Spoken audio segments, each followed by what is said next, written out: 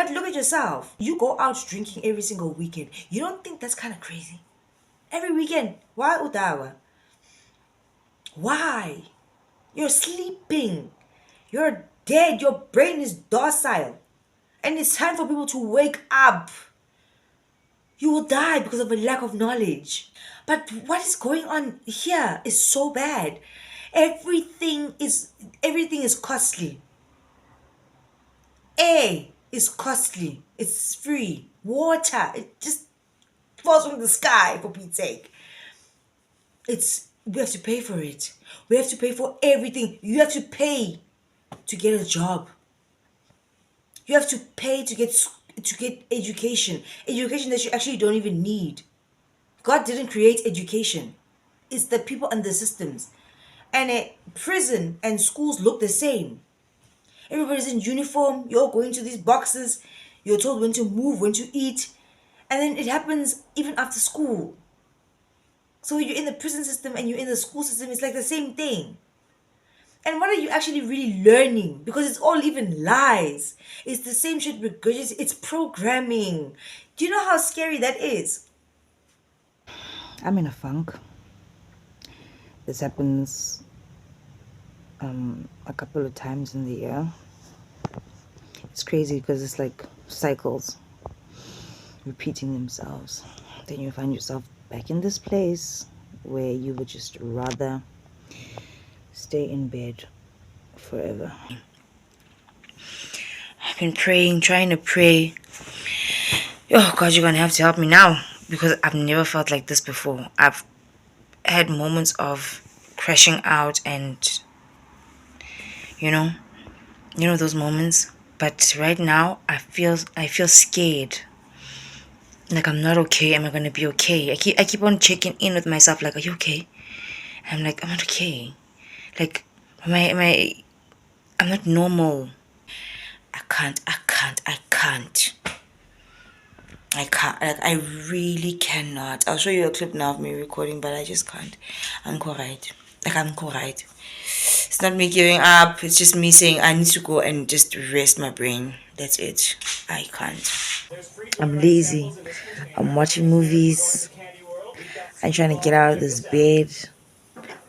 I don't even know if I'm gonna bath. But this is my life right now, and it's so nice in here because it's cold out there. I was feeling sad today. I've been feeling sad for a while, but I'm not feeling sad right now. I'm taking a break. You are not going to see me here for a long time, but I will be around. 2,000 years later. I'm back. Wow, I'm a speck of dust in the grander scheme of things, and this place is ghetto. We're on a motherfucking floating rock paying for natural resources, bitch. The floating rock gives us water and they're making us pay for water. We're on a floating rock paying for resources, bitch. Is there somewhere you can do a money ritual, but you can just use chicken? So do you know what I've realised? I've realised that we live in a fucking glorified prison. And it baffles me sometimes that the majority of people spend the most precious 8 hours a day working in a toxic environment for a dickhead boss who doesn't give a fuck about them or the family, to come home, exhausted, watch TV, and then repeat the same fucking process. We literally live in a glorified prison, that is it. And me personally, I honestly think that human beings shouldn't live the way that we live. We are meant to be part of loving communities, surrounded by nature every day, growing our own food and being creative. Not working every day and night until we die. This longing for another life is not human nature. It's because we are not meant to live the way we live. It's a symptom of modern day society. And this is why we have the cost of living crisis, and our wages are not matching up with the cost of living crisis, because we have to put more time and energy into earning that extra bit of money that we are not getting back from our wages. This is a spiritual war. It's all about keeping us sucked in the system. But I feel like it's only going to be a matter of time before something big changes, because people are fed up of living the way that we live. I know I can't be alone when I say this, but I don't want to do anything. I don't want to work. I don't want to play. I don't want to take out the trash. I don't want to wash the dishes. I don't want to cook dinner. I don't even want to eat dinner. I don't give a fuck about anything anymore. I don't care if we lose this app in 4 days. I don't care if the sun don't come out tomorrow. I do not give a fuck if the moon falls out of the sky tonight. Why are we all continuing? And I don't mean, why are we continuing to play this game in a system that's rigged? No. I mean, what's the point of anything anymore? I know I'm not alone. I don't want to fucking be here. And no, I'm not saying that I want to die. But this shit ain't living. I went to the grocery store today. I pulled in the parking lot. And I just sat there. And then I just went home. I was like, fuck it. I'll just eat a can of tuna. I don't give a fuck about flavor.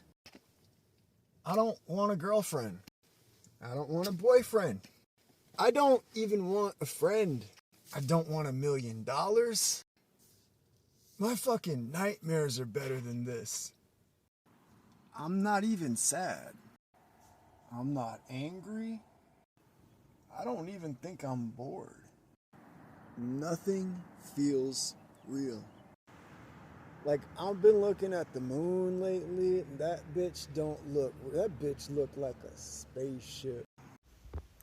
So le batla njwetsa hore everyday ra tsoa ra hlapa ra apara ra ja ra ya mesebetsing ra kgutla ra ja ra robala ra tsoa ra hlapa ra ja ra mosebetsing ra kgutla ra robala everyday fihlela re biloshwa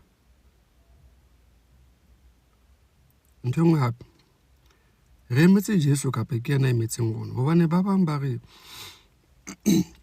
wa kgutla ba bang ba re o re lokisetsa bodulo hae mane le hodimo jwale ke efe guys because nna e khona ha e chai. You often feel tired, not because you have done too much, but because you have done too little of what spark a light in you. Abamsebenzi zothini? Zothini? Zothini?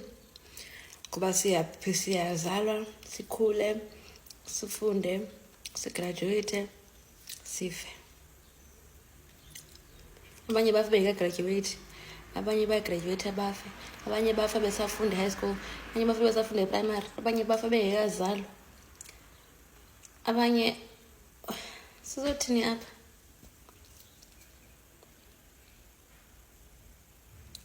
Hey, I'm not gonna lie. I'm tired. I'm tired of pretending. I can't. I'm tired. Can't do it anymore. 2-hour workday. I couldn't believe it. There is so many people that are miserable. They are really miserable with their life because they are like sitting in traffic for 1 to 2 hours, going to a work they hate and getting a really shitty salary. I couldn't believe it how people look on the way to work. It's unbelievable. It is not. None of this is normal. None of this is normal. Echo, stop. None of this is normal. You're valid. Your crash out is absolutely 100% valid. My favorite quote, it is no measure of health to be well adjusted to a profoundly sick society. So yeah, bitch. If you're crashing out, if you're going crazy, if you're feeling a little off, valid, normal, valid. If you're very well adjusted and you're very happy and everything's la-di-da-di-da and everything's fine and you're not medicated, I'm worried about you.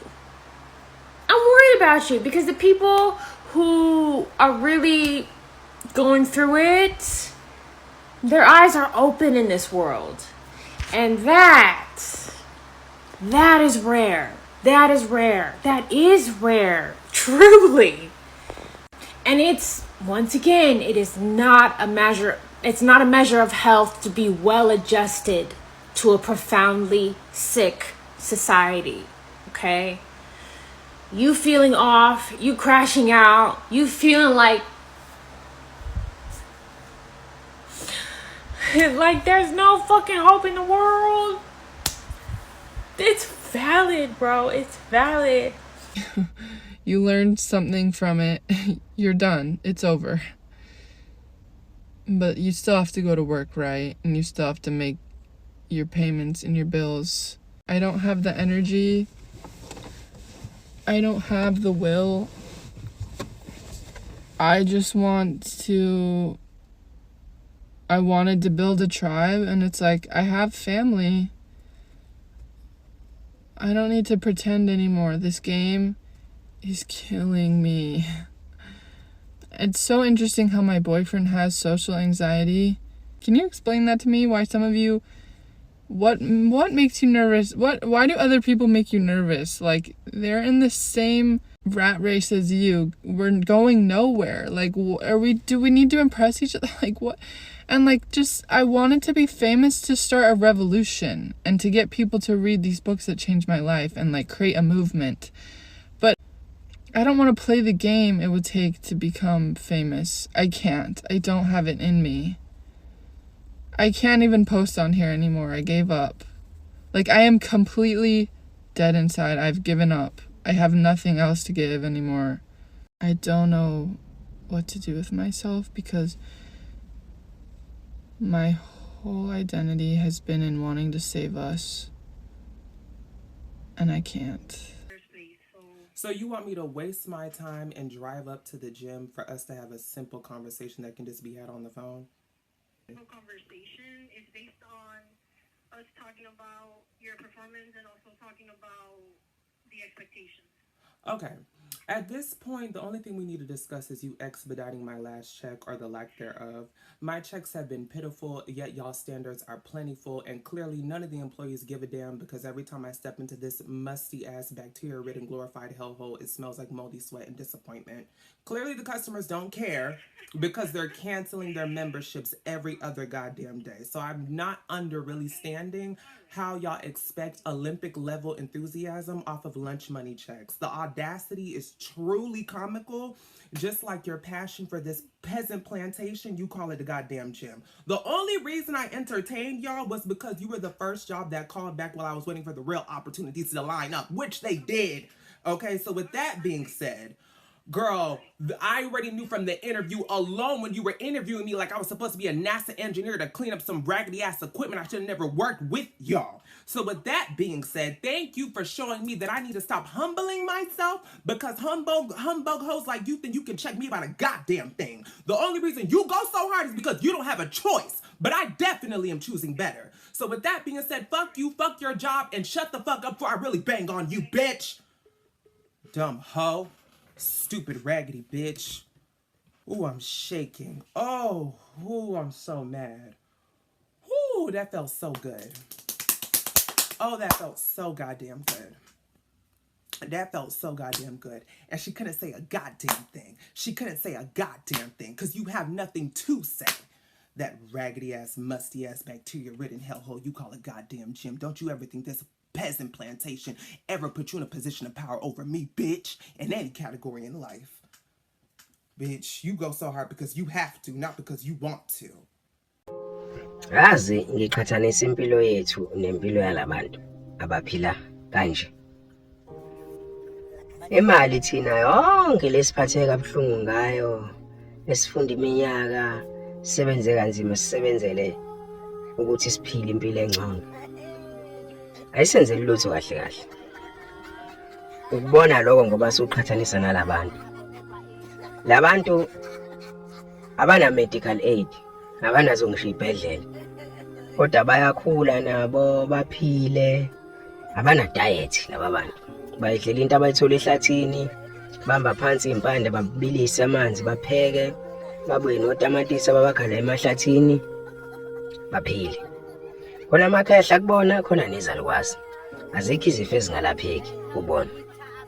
Abayidingi imali ukuze baphile, kodwa bayaphila nje iminyaka izibe emide nakubona. Bayazalana futhi umuntu azayobeletha engazange aye esibhedlela, engazange adla amaphilisi, ekhulelwe. Bazazala ingane iphile futhi nayo izibe ndala ingazange izuyithola umgomo, right? Baphuza amanzi abawafica emahlathini nasemfuleni, right? Thina ngala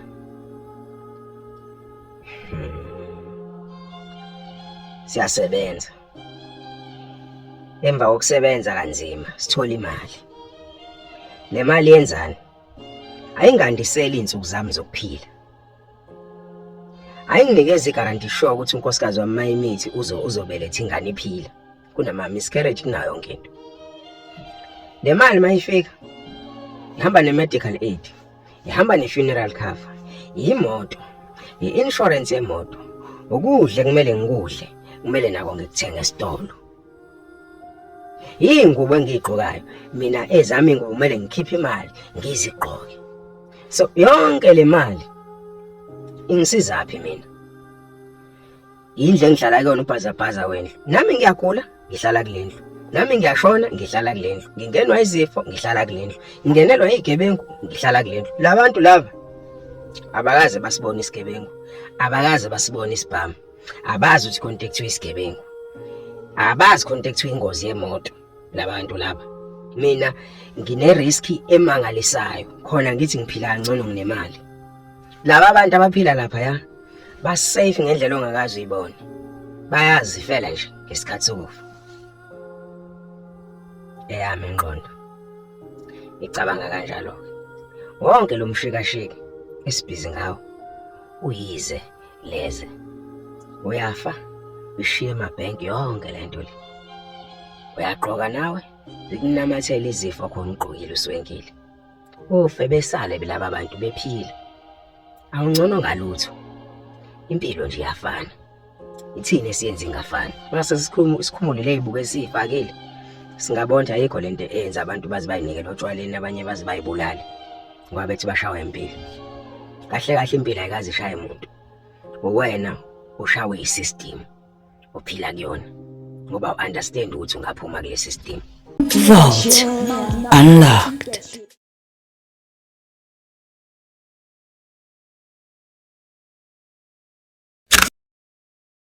Hello, what is up, you dazzling diamonds and the others? Welcome back to my channel. My name is Linda Kyle, and this is The Vault. Anyway, you guys, let's jump straight into this video. Alrighty then, you guys, if you guys haven't already, please do like, share, and subscribe to my channel. And if you guys do enjoy my videos, please do click on the thank you button. And before you guys leave out of here, please do drop me a comment in the comment section down below. Right? Listen, I have noticed by now that I don't take these breaks out of my own free will. As a matter of fact, I feel like God puts me in situations where I need to take a step back from everything to go, grow, ascend, learn, and I come back better than ever with a different perspective about any and everything that I want to talk about. So I really do appreciate that. And thanks to everybody that has been subscribing, everybody that has stuck around. I know it's a bit of a roller coaster ride, but I'm going through a couple of things, you know, spiritually, everything locally at this point. But it's all good and dandy because God is at the head of it all. So I appreciate and I thank Him for putting obstacles and situations in my life where I get a chance to grow and navigate this life, this platform, and just, yeah, everything. You know, when you face challenges, instead of sitting back and complaining about, oh, why is this happening to me, this, that, and the other, you need to actually look at it from a different perspective. Like, this is happening for me. This is time for me to recalibrate everything about the person that I am, the way that I think, the way that I do things. And I feel like God keeps on giving me these chances to do just that. And it's absolutely awesome. I feel refreshed, revitalized, and damn, baby, I'm looking better than ever. So let's get into today's video. In today's video, you guys, I wanna make a bold, clear statement that Earth is ghetto. Earth is absolutely ghetto. In the time that I have been away, which was about like 10 days, I was consuming quite a bit of content without any intention of posting or saving any of the things that I was watching. I will only do so now that I'm recording these videos. But a lot of things just freak me out about what is happening in this place that we are in. At this point, I'm starting to look around and I'm just like, are we in a prison planet? Is this hell? Or is it as it is written in the book of the Lord, that these are the end times and these things shall come to pass before Jesus comes back? My word, there's a character I did not even know about that I just recently found out about. Sophia. This is an entity who is apparently, allegedly, part of the Trinity of Elohim. So there is God that is, was, and always will be. And then apparently Sophia, who's mother, the Mother Earth. And then Jesus. And the story that I saw about of Sophia, the creation, God, Jesus. Oh my word, there's so many things. I always tell you guys this. Like, I know a lot of things, but I find out every single day how much I actually don't know. Because I'm pretty damn sure many of you Christians out there know about Sophia. Not even kancane, which is why I'm saying to you guys that I took some time off, but I recalibrated. New downloads, new information. I'm just like, wow, I'm a speck of dust in the grander scheme of things. And this place is ghetto. It is so ghetto here. So much information and part of and in history has been hidden from the rest of us. And guess who knows about that stuff? The 1%. Or people that actually go out there and search hard and dedicate their lives to knowing the history of this earth, of this world. And then you go back into the Bible and you read from Genesis that it's not what you think it is, or that there is more to the story than what you are reading. I remember I had said to you guys that the Bible had been edited, things omitted,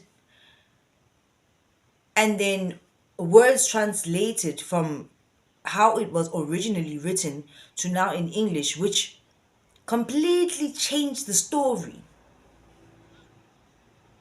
However, with my newfound knowledge that I know, I then go back to the beginning, to God, who is, was, and always will be. In everything that I've watched or read in the past couple of days that I've been away, it will always go back to God is real. And He loves us. He's a just God. And He's fair. And He absolutely does exist. So did Jesus. And now I'm learning, so did Sophia. So let's talk about the goddess of the Holy Bible, which is known as Asherah in the Old Testament and Sophia in the New Testament. Lots of people ask me how I retain so much information, and it's literally because of Sophia, and doing what the Bible says to do, which is to honor thy mother and thy father. Sophia is the goddess and personification of wisdom, and she's even mentioned by name by Jesus himself, where Jesus states in Luke 7:35, wisdom is justified by her children. And as we can see, the Greek Sophia is a feminine word that means skill or wisdom. In its context, it was used to personify wisdom, insight, skill, being human or divine, and intelligence. Not only was she venerated in early Christianity, also known as the Ruach HaKodesh or the Holy Spirit, she was also extremely venerated in the Gnostic traditions, which is why they were considered to be heretics. We know that Jesus said himself that you can call no one your father, for you have one Father in heaven. And in the concept of being perfect or complete, Jesus also reinstates to honor your father and your mother. So if there's only one father, then who is the mother? That leads us to Jesus stating Sophia, or wisdom, being the mother, where her name is mentioned 51 times inside of the New Testament, and 149 occurrences inside of the Old Testament, making a total of 200 times exactly mentioned inside of the Bible. Which ironically brings us to the Hebrew letter Resh, which has a numerical value of 200 and ironically means head, as in Godhead. Even if we look at this in the Greek, we see that it says, you shall honor the father and the mother. There's also the reference to the Shekinah, which is basically the Holy Spirit, and said to be the divine presence of God in the ancient Jewish traditions. And in the original Wycliffe Bible, in Matthew 15:6, Jesus says, he hath not worshipped his father or his mother, and ye have made the commandment of God void for your tradition. So would honoring your birth parents really be more important to the divine than honoring your divine father and mother? And let's not forget the wedding at Cana, where Jesus literally refers to the woman as Uni, which meant wife. You don't even need to go outside of the Bible to obtain this wisdom, as it's all perfectly written inside of the Bible, it's just poorly interpreted. So the real reason that I am able to retain all this information is because I choose to honor my mother and my father, but she has appeared to me along with Christ, both together. And in fact, no philosophy is even possible without her, as the word philosophy comes from the Greek word philosophia, which means the love of wisdom, which was personified through Mary Magdalene, who in fact was mentioned more than Mother Mary. She is also known as the Apostle to the Apostles, as Jesus appeared to her first, making her a very important character inside of the Gospel. If the Emperor of the Roman Empire, known as Constantine, who orchestrated the Council of Nicaea, can be deified after his death, ironically depicted very close to how Jesus is depicted in many icons, it is safe to do the exact same thing to the greatest companion to the Messiah. This article goes on to say that Jesus called her woman who knows all. Even in the Bible, Jesus speaks of Mary Magdalene much more highly than even his own mother. Jesus says she will bring light to the world and inherit the kingdom of light. An explanation for this can be found in the scriptures, identifying her as Sophia, the spirit of wisdom. According to the scripture, God chose and trusted Solomon to build the temple for the Lord. In return, all Solomon asked for was divine wisdom. She is personified as feminine again in the book of Proverbs as well as the Song of Songs. Jesus not only refers to himself as a greater Solomon, but also says to not blaspheme the Holy Spirit, as it is the only unforgivable sin. If you're really wanting to retain the divine wisdom from God, you are going to have to make sacrifices. Because just as the world hated Jesus first for his teachings, so shall it hate you if you follow his teachings, his real teachings. Now let's see how many modern Christians decide to blaspheme the Holy Spirit inside of the comments. So mote it be.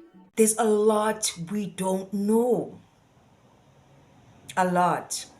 There's a lot of books we don't know about, and these are the interesting ones with all the information. We've gotten, myself included, gotten to a place where we are so lazy to read or find these books because it's so easy to just go and watch a video. But there are actually real ancient texts and knowledge out there that can teach us. But also, this information can come to you as in a download from God when you communicate with him. Because I was at a place where I was like, I actually really don't know at this point. And I need to know something, please. It's a lot. Earth is ghetto and everybody can feel it. Everybody can absolutely feel it. I'm not the only one. You have this nagging feeling with, I'm tired of this place. It's like, okay, Jesus, just come already. At this point. Because we don't even know what we have to know. And that is why God said that his people will perish because of a lack of knowledge. We don't have the knowledge. And even if you try to go as far as to getting enough information. There's always a point where there's a stop nonsense, where you have to stop because you can't go any further because the information is just not there anymore until a later stage where you uncover it again and then you keep on going and flowing. And that's what has been happening to me. It feels like I'm reawakening. I'm different. I feel different because of what I know now than what I did 10 days ago. Thank the good Lord for that. And then it takes me back to one of those videos that we had seen of Beyonce saying, when she was praying and she was saying, dear Father, Mother, God. We're obviously sitting here thinking, because we think that Beyonce is a witch in the Dark Kingdom, she's praying to witches and her ZBGBs. What if she's praying to the main god, the mother, Sophia? I don't know who the other god that she's talking about is, that she believes in. Maybe it's the one that was casted down. But we pray to the one that is, was, and always will be before anything. Do you understand? So it's kind of freaky dicky because these people have this knowledge. They know so much more, and we are trapped in cages and boxes. And there's so much information out there, but and even if I share it with you, it's like you wouldn't even believe me. Which is why I'm saying to you, everything that I've learned in the past 10 days, it always does draw back to God. That He is there, He is real, He is the creator of all things.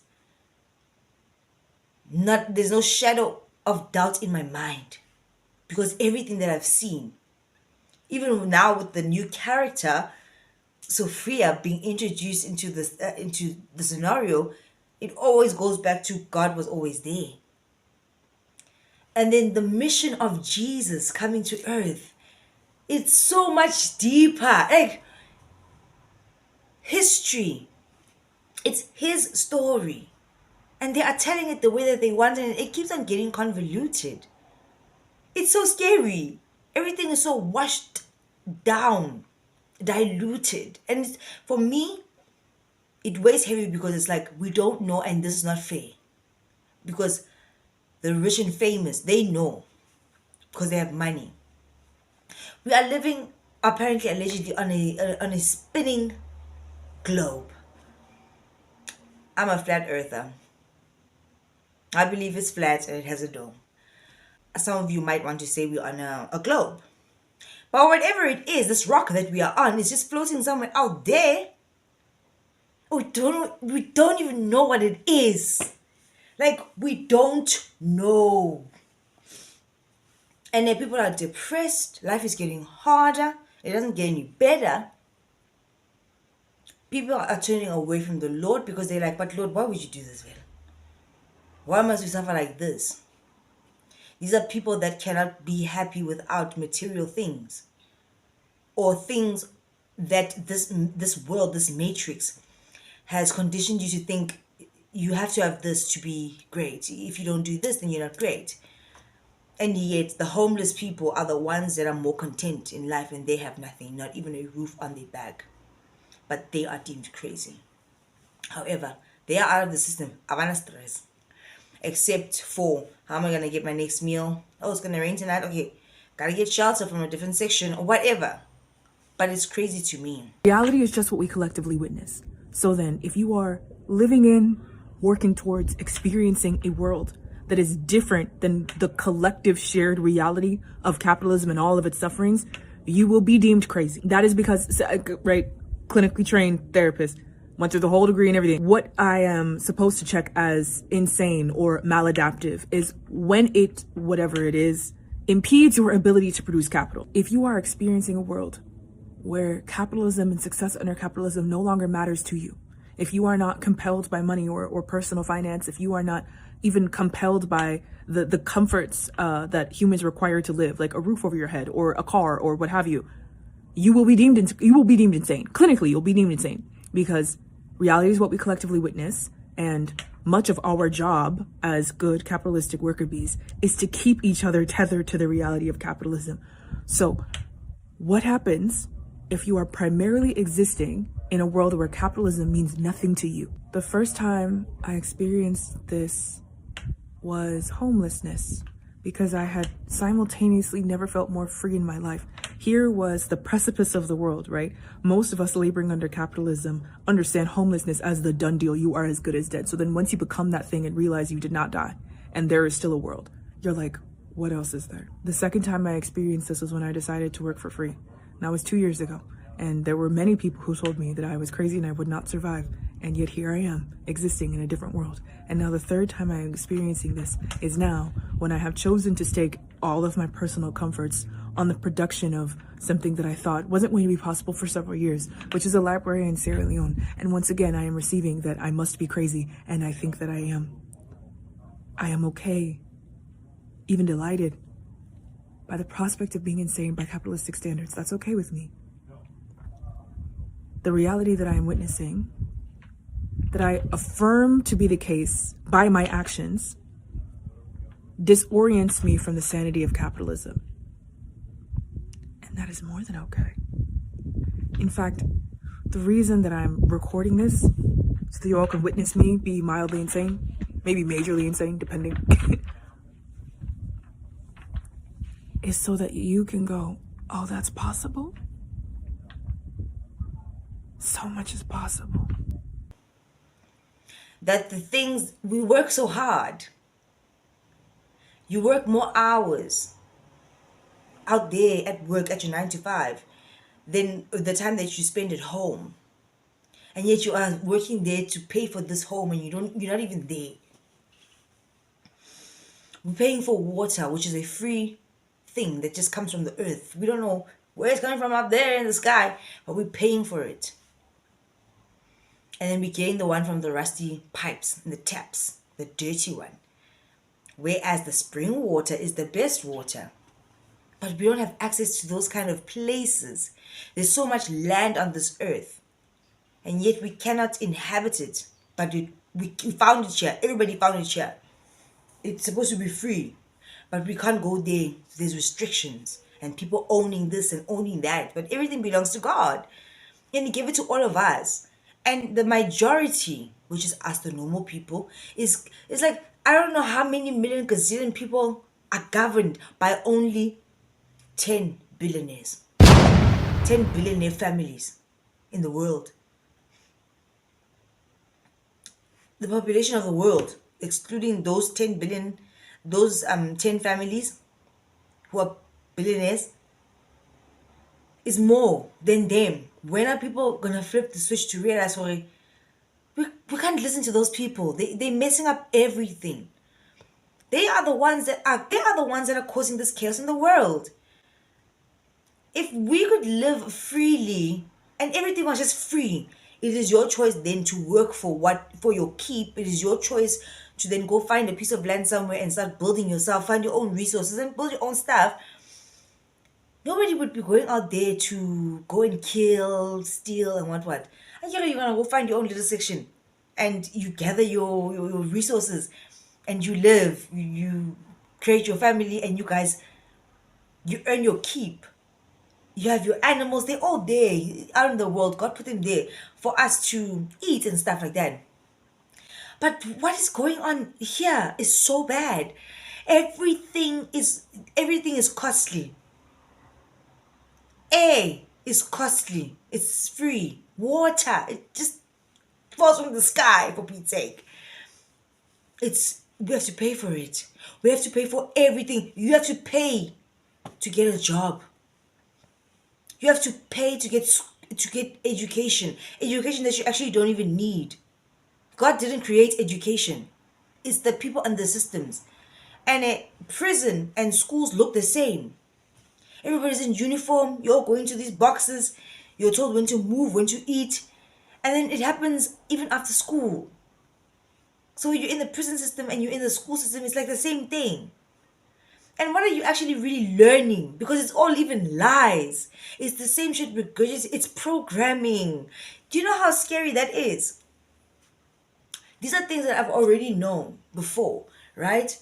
But when I was listening to the Sophia story, in the text or the ancient text, I think it was the Gnostic texts that were banned. It's like, Iluna. Okay, other things are coming together now. How Sophia, you know how in Genesis it says we're gonna make them in the image of us, make the people in the image of us. So people were like, oh my gosh, us? That means there was more than one. However, there was the main God, who God that is, wasn't, always will be. And then there were the other entities, right? And Sophia was part of those entities. And then at some point, she's like Mother Earth. She was able to get pregos or create life herself, and then kind of branched off by herself to do this thing. And apparently she is the wisdom they speak about in Corinthians. And also, when God says in the Bible, this is what now I heard online,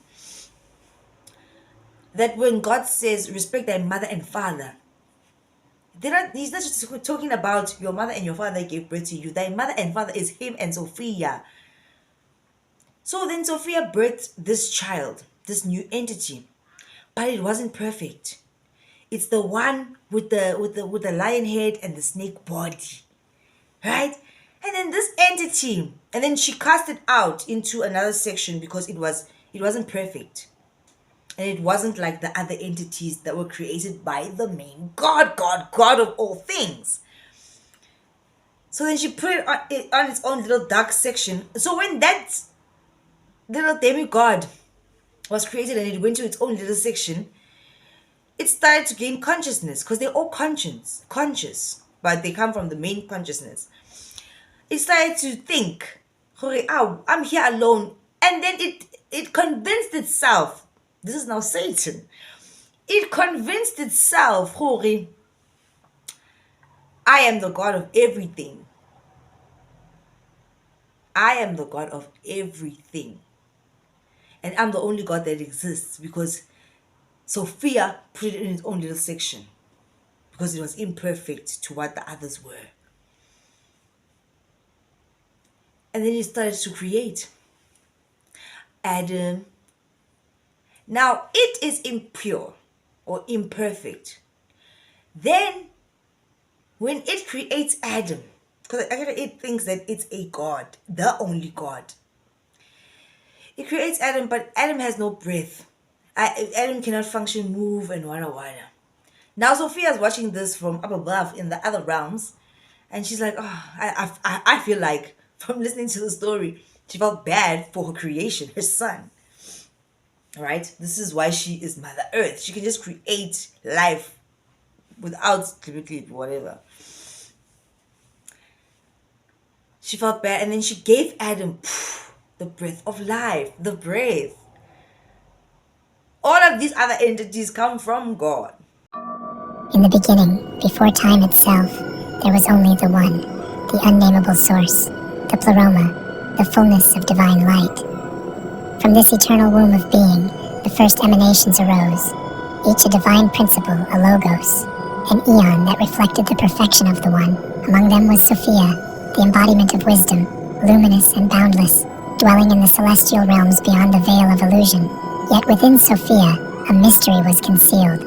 Unlike the other eons, she longed to know the one beyond all knowing, to touch that which cannot be touched. In her yearning, she sought to create without the balance of her divine consort. This act, born from passion and desire, caused a disturbance in the harmony of the pleroma, and from her unbalanced creation, something unexpected emerged, a shadow, a being of incomplete light, the first fracture in the eternal order. This being, born of ignorance and separation, would become known as Yaldabaoth, the blind god, the demiurge. Cast into the void, he believed himself to be the sole creator, the true God, unaware that he was but a distorted echo of the divine. From his arrogance, he forged the material world, a cosmos of illusion where matter imprisoned the light. He created archons, rulers of the false world, to guard the gates of the soul and weave the veil of forgetfulness over all beings trapped in flesh. But Sophia, seeing the suffering her creation had wrought, wept. In her sorrow, she descended into the depths of the cosmos, seeking to redeem what had been lost. Though imprisoned in matter, she left behind a fragment of her divine essence in every soul, the spark of Gnosis. Hidden within humanity, this divine spark lay dormant, waiting for those who would seek to awaken it. Throughout the ages, the Gnostics emerged as seekers of the forgotten wisdom, the secret teachings that reveal the path back to the Pleroma. They spoke of the illusion of the material world, of the false god who claims dominion, and of the luminous knowledge that can set one free. To them, salvation was not through blind faith, but through the inner knowing, the remembrance of one's divine origin. The soul's journey is that of Sophia herself, a descent into darkness and a return to the light. The Gnostic path is not to destroy the world, but to awaken within it, to dissolve the illusions of the demiurge and reclaim the divine self. The true Christ, the Logos, comes not to rule, but to guide the soul home, teaching that the kingdom of God is within. To those with eyes to see and ears to hear, the hidden wisdom is revealed. You are not of this world, but of the Pleroma. You have forgotten, but you will remember. The light within you is eternal, and no darkness can overcome it. And so, the story of Sophia is the story of every soul, a descent, a forgetting, and a great return. Is that why the new Pope was saying when he got vasarized recently, something about worshipping our God Mary?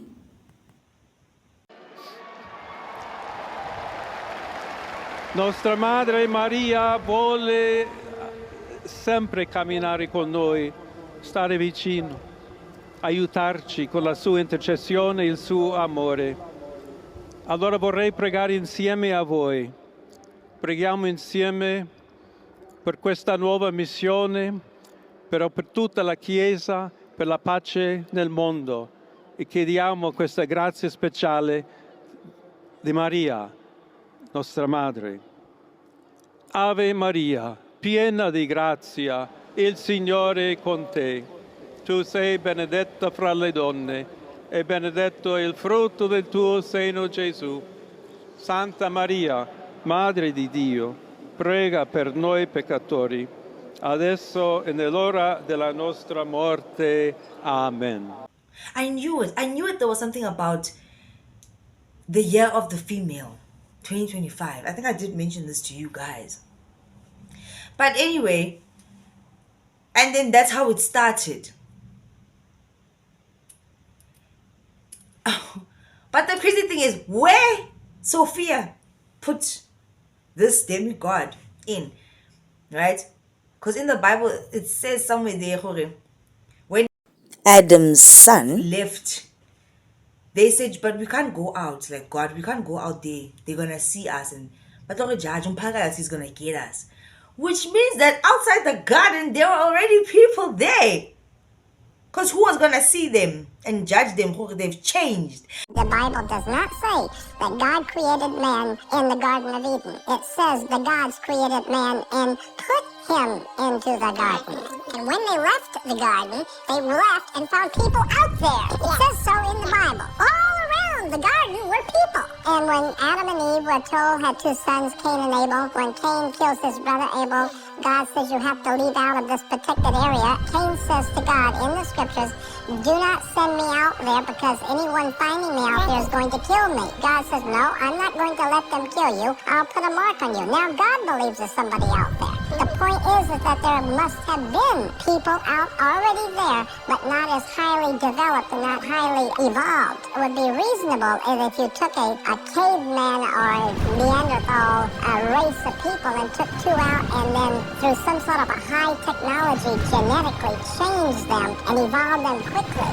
and then send you back out into a Neanderthal civilization. Now you're going to be totally different and they're going to remember that you left and now you come back different. It all smacks of something else that's in the Bible that we haven't been told. I love your question. Okay, I had made a video where I was saying that when you go to church on Sunday, make sure to take your thinking capacity with you so that you'll be able to think rationally for what things are really are. Okay, so the Bible tells us that Adam and Eve were the first people. They had two sons. One son killed the other son, and then there was 3 people left on earth. And then what does the other son do? The other son goes to another nation where he finds a wife. So clearly it states that there were other people already, because where does this wife come from all of a sudden? Not unless he slept with his mother. Pelinyala lelo, that's a disgrace for a child to sleep with the mother. So zibuze, like when a pastor tells you, Adam and Eve were the first people on earth, they are your ancestors. Njani.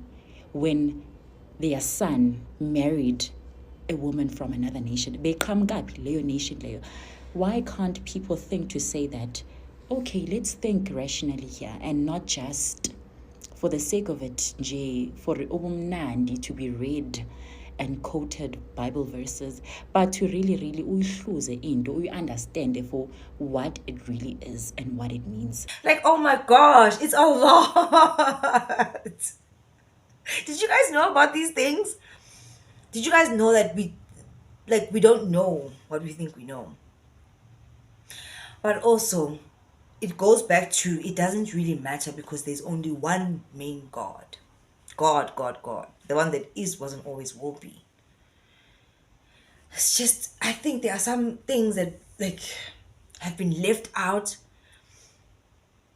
And I even think that some Christians, you agree with me that something weird is happening here. Because also, Nakona, why would they want to give us the Bible, the whole blueprint for us to getting salvation? The same people that enslaved our forefathers. They know how everything is supposed to be done, how everything really is. And the crazy thing is, there's a lot of us that are awakening to the truth. It might be coming bit by bit, but we are piecing the pieces together. It's absolutely insane. It's absolutely insane. And so now, in some of these videos, they're like, no, you're not. Sophia is awakening. This is now why this is the year of the woman. Why you see so much GBV. Her story is so deep. What she apparently went through. Because after this demigod did all these freaky things, and he made himself the god of the earth, this prison planet. Oh my gosh. Sophia came down to try and help him to restore all the wrongs that he had made, because nothing that demigod makes or does is going to be perfect or good. He's always going to make mistakes, because even he was a mistake. And then now he has everybody duped. And that's why this world is like this. It's like, it's imperfect, it is impure. Like a klangani. You ever wonder why isn't this like ever? Like and then it's like, it doesn't make, nothing makes sense. Nothing really makes sense. And the fact of the matter is, it's been centuries, guys. We don't know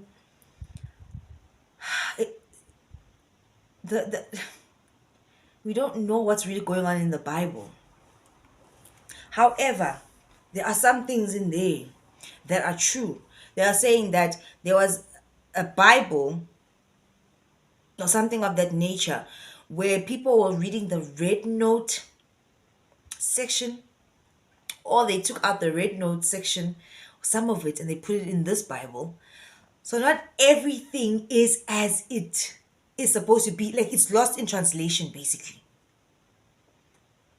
However, they have to tell you some truths. And that's how you will actually awaken, by putting the pieces together. And that's how Christians have been doing it. They've been putting the pieces together for years. So you people out there that are saying that Christianity is fake, is not real, whatever, please just stop. Because Jesus then comes into the mix. Because after Sophia goes through all the things that she goes through, and it's like years and years and years, that's when God sends Jesus down to earth. Because didn't anybody wonder why he actually sent Jesus down to earth, if Jesus was only going to do the things that he did when he actually surfaced at age 33? God had already sent him. And how about Jesus going to all these countries and wada and learning all the esoteric what, and Jesus always said God is inside of you. You can't be looking out. God is within you. It makes me now look at the Bible from a different set of eyes. Like,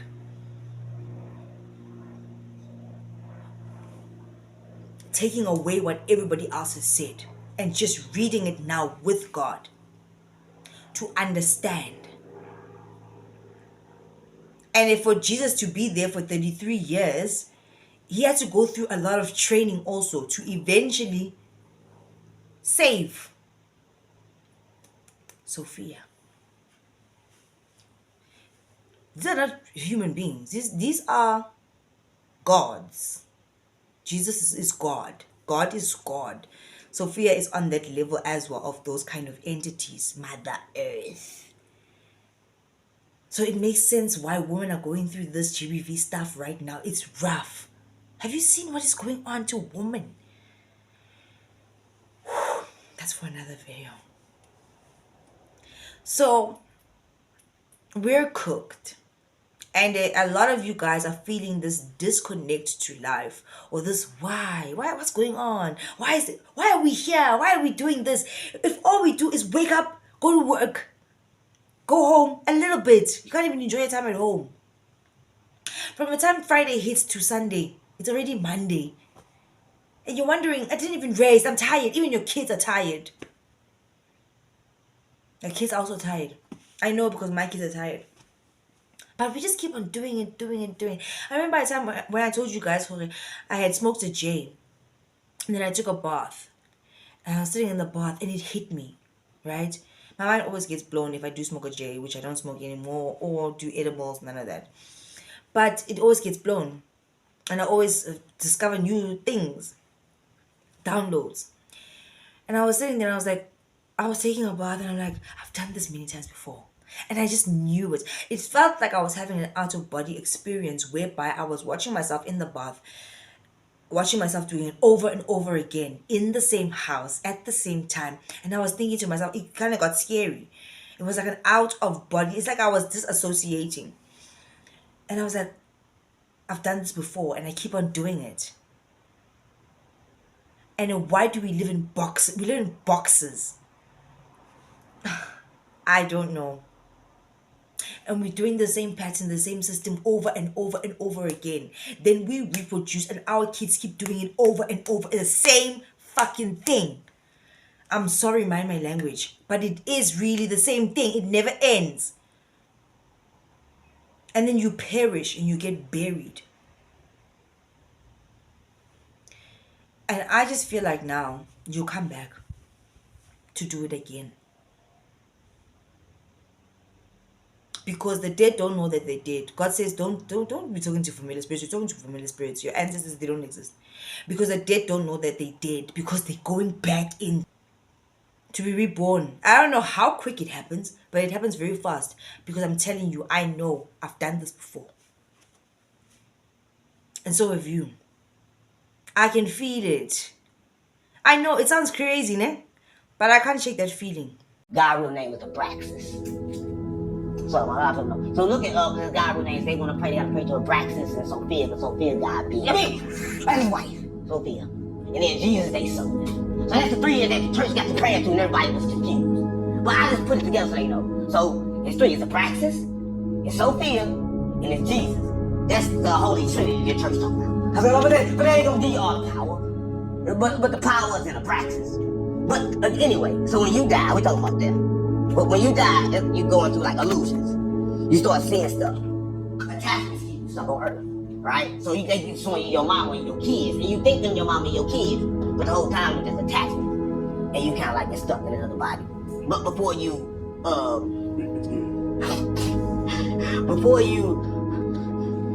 like wake back up, they wipe your memory. And they kinda like do it with the cycle. Like it happens like when you go to kindergarten. When you go in that classroom, they take your memory. And then you forget.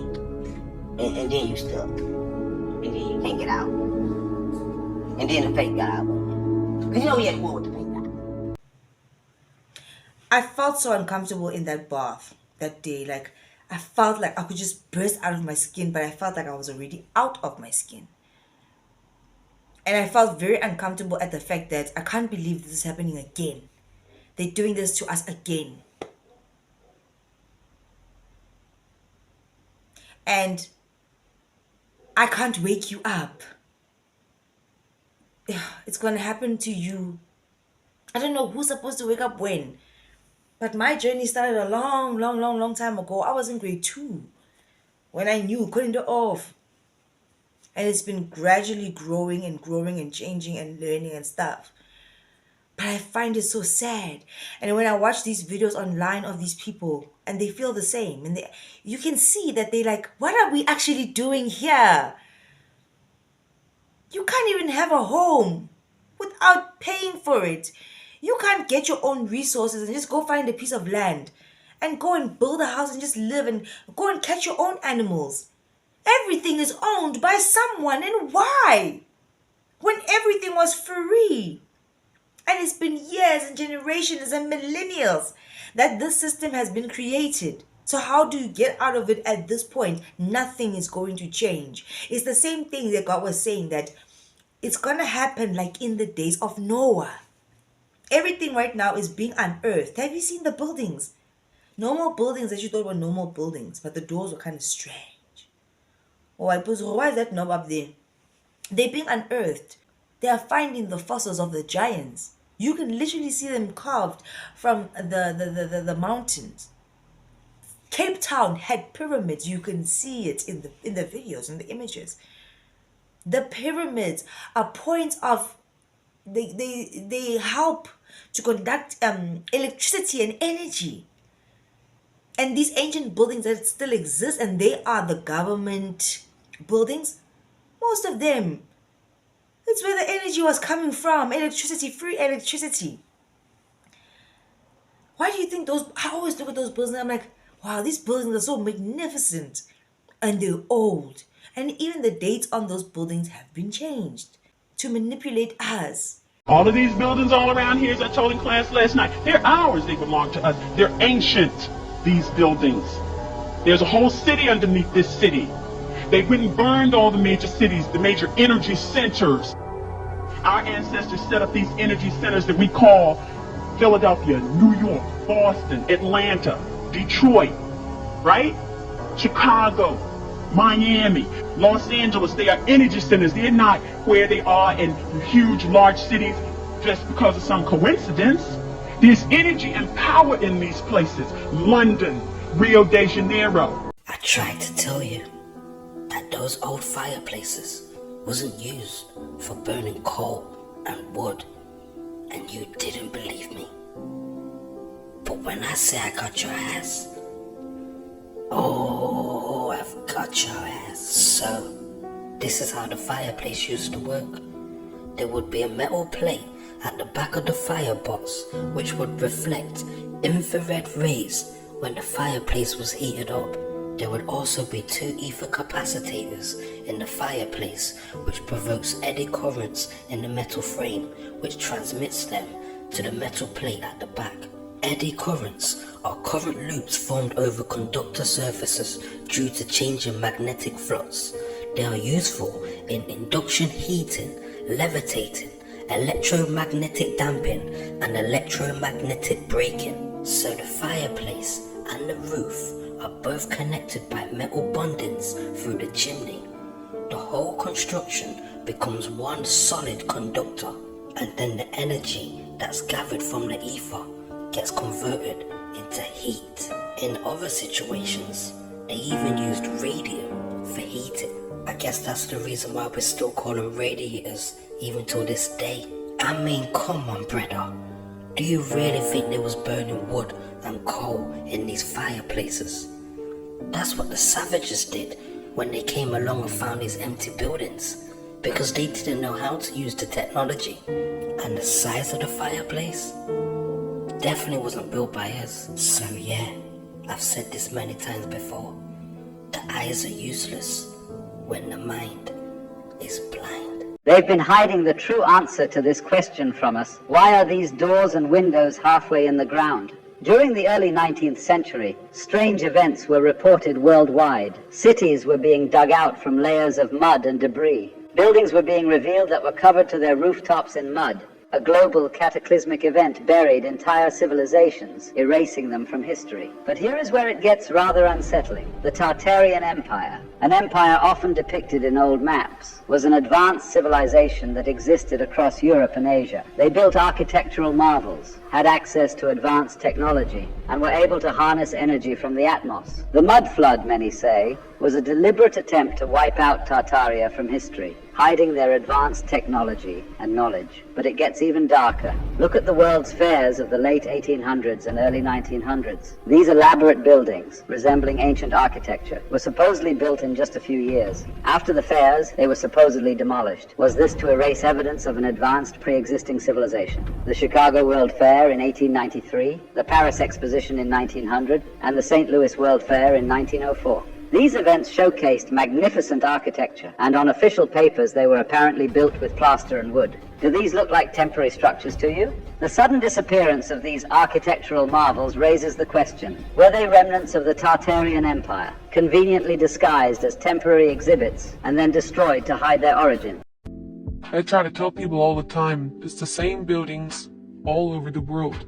Look at the oldest photos, and you'll see, it's the same neoclassical Greco-Roman palaces and post offices. These old cathedrals, it's all the same stuff every country you look at. And people will say, well, that didn't happen in Africa. It's not like that there. It's in every city. Look at all this, everywhere in South Africa, okay? Johannesburg, Cape Town, Pietermaritzburg. It's everywhere. Why? Ladies and gentlemen, we're back. All right, a lot of confusion about this as well. Granite. This is the entire base of the building is made of granite. Sandstone. Sandstone is easier to carve. It's just as hard as granite, but you can carve into it a little bit easier. Like, do you guys see this block? This is a solid block of andesite. That's so many tons right there. That's so heavy and hard to carve. And that's the entire perimeter of this. It's like 1 million square feet. Look at this. The entire perimeter is andesite, incredibly hard to carve and heavy. And again, maybe this didn't sink in for some of you. This was a bigger chunk of sandstone that was carved down, right? They're not super gluing all those fins on there. That is a big old piece of sandstone that then gets carved down to be that type of column. Guys, do you see the scale that we're talking about here? It really doesn't do it justice unless you're here. Look how big this place is. Look at that. Come on now. Also, they got little pine cones up there, you know, the pineal gland, all that cool stuff. Guys, just look at these steps, okay? Think of a granite countertop that's like less than 1 inch thick. And then look at these 6-inchers. Huge slabs just for the steps. Just for the steps. Come on now. Right, like, isn't this so funny? Like, you got your little cigarette thing with a little doggy leash on a fucking ancient sandstone. Yeah, it's so funny. Like, guys, look at this one step alone, okay? That's my hands. That's probably 5 inches thick. And it's one slab. And look how many there are. That's so excessive for a state legislative building. Come on now. Also, someone who worked here said they have never had to replace the light bulb in the chandeliers. We really don't build them like we used to. Also, none of this is concrete. I just, like, for the people in the comments who are like, have you never heard of a poured form concrete? None of this is concrete, numbnuts. None of it. It's all sandstone, granite, and marble. So according to the book, like according to them, they said that they got the marble from France and Germany. Think about the logistics of that. That means that they shipped it from Germany to the water, got on a boat, went to America, went 2,000 miles on trains to be put here. Why? So you see this is the governor's mansion. See how it's like made out of bricks? And it's like a normal fucking house? Like, that's the governor's mansion. Was the governor not worthy of the capital treatment? But now, God said it will be like the time in Noah. Now is the time where everything is gone to kakadudu. And everything is getting unearthed. The mermaids, the giants. Mountains of Mpumalanga and many parts of South Africa are covered in the fossilized body parts of creatures, humanoids, reptilians, and giants. And these are not just giants, they're different sizes of giants.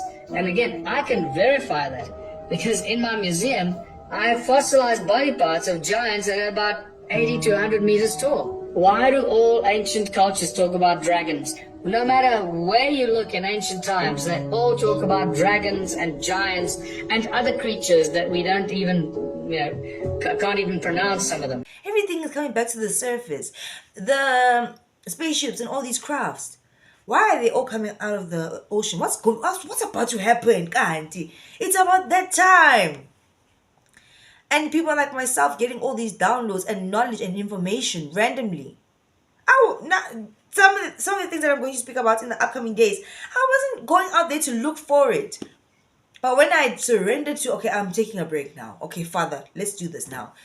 And I asked specific questions and I got specific answers. I was like, okay. What do you mean? This is a shit show, guys. And what has been done to us is so wrong. You might want to think that people that say break out of the matrix, guys, they crazy, they this. But look at yourself. You go out drinking every single weekend. You don't think that's kind of crazy? Every weekend. Why Udawa? Why? You're sleeping. You're dead. Your brain is docile. And it's time for people to wake up. You will die because of a lack of knowledge. Not knowing that these buildings have been here since the times of the giants. That there are pyramids in Africa. That these things are being unearthed and discovered. Why do they have the bunkers? They're going back underground. Do you get what's going on over here? And they're gonna ride this wave until the end, until it happens again, because we're at the dirty point. The clones, they're all there. These things are real. These things actually really exist. Like, I've always known that they exist, but it's like when you actually start to really do your research again, and it's like, wow, this actually really does exist. It's crazy. You sound crazy, but to me, what is crazy is you not having the knowledge. What sounds crazy to me is when you say, that's crazy, but you're drinking every weekend or every day or not poison. That's crazy to me. But you don't even know where you are.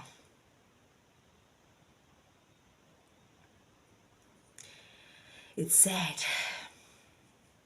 It's very, very... Batho ba ja batho. Ba nwa madi. Go na le di-vampires. It's real. Like an animal. But then I've seen men become not people. Like literally not people. Yeah. Okay. And there is like lycanthropy, and there's these understandings of what the watchers are capable of doing that most people are just woefully ignorant of. And that's why they're perishing. It's because they lack a basic understanding of history. And one of the predominant understandings of what a watcher, specific class of celestial beings, is capable of is augmenting itself. They can shapeshift. That is by their nature. They're literally called metaskizmadzotoi in the Greek, in the New Testament. And it's because he says it's marvel not, because Hasatan, you could say, like, transforms himself. That's a good word for it. But he shapeshifts himself into an angel of light. And his messengers, his apostles, disciples, they do the same thing. And he's like, this is because they are capable of becoming anything they want to be in order to deceive on one side of the equation. And that's what they'll do. And so when people start engaging in these necromantic rituals and other stuff, and they start to seek the embodiment of these celestial ones, they can get these things on them and in them, and they can't contain them. And some of these guys who are messing with this stuff, who don't come from the bloodline, are incapable of cohabitating like a parasite, and they feed off of each other, and they can't handle it. And so that's why families are recruited from these bloodlines, and children are recruited out, even if they don't know anything about it. Like you said, the vast majority of people who come from these bloodlines, there's a lot of muddying of the waters. There's a lot of purity that's been changed. There's a lot of half-breeds. There's a lot of quarter breeds, right? There's a lot of people that don't know this stuff, and they start to get into lesser magic, and all of a sudden it's like the doors of everybody open to them. But that's why. It's because they can host these things better. Whereas those that don't, they get taken over by this stuff, and they can't change back. They can't return, in a sense. Like, people become completely possessed and are incapable of expelling the darkness after that. And who do you turn to? You're like, you're going to go to the Catholic guy who's all into the same thing that you're into, you know? Like, most people don't understand what a real deliverance is required for somebody that has gone down this far down where they are consuming people. Like, that's a deep, devastating psychological, spiritual shock, physical, your liver, like the health. This is why I'm huge into health, because I physically had to try to find ways to help people who have done all of these things. Like, the consumption of human blood does horrific things to the human body, you know, and this is a major practice within this. These families do drink blood. That's why we have these vampire class of people. It's not some kind of myth. People consume blood in order to live, extend their life force. And it's not how, it is similar. It is not how they depict them in the movies. No. It's not a pretty thing like that. It's worse. Marabakhona. It's like, they exist. They exist. Right? Anyway, welcome back to everybody. Before I go off on a tangent, I just wanted to share with you just a little bit of something. We'll get into more of these topics as we go along. But yeah, welcome back to the vault, you guys. I absolutely love you and I missed you. If you guys haven't already, please do like, share, and subscribe to my channel. And if you guys do enjoy my videos, please do click on the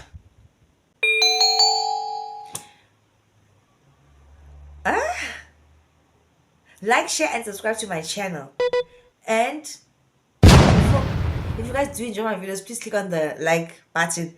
And before you guys leave out of here, please drop me a comment in the comment section down below. I need to say my intro a bit more because I forgot. You have been living a different life. Absolutely, thoroughly rejuvenated and ready to be consistent, as I always usually am. It's just, I think God is doing a thing with me. And all of these symptoms and these feelings that I've been having and these dreams and the warfare, it's not a joke. Hands up in the vault. How many of you have been experiencing these things? Only difference is with you and me is I always tell you guys, I'm going through a thing. Yeah. But don't worry, we're going to get into the nitty-gritty of it all as I upload videos, right? But for now, welcome back, and I'll see you guys in the next one. Bye, and be safe out there. Hey! Luna. Earth is ghetto. And that's why you feel the way that you do. Because inherently, inside of your soul and your being, you know that something is wrong here. We all do. Right? See you in the next one.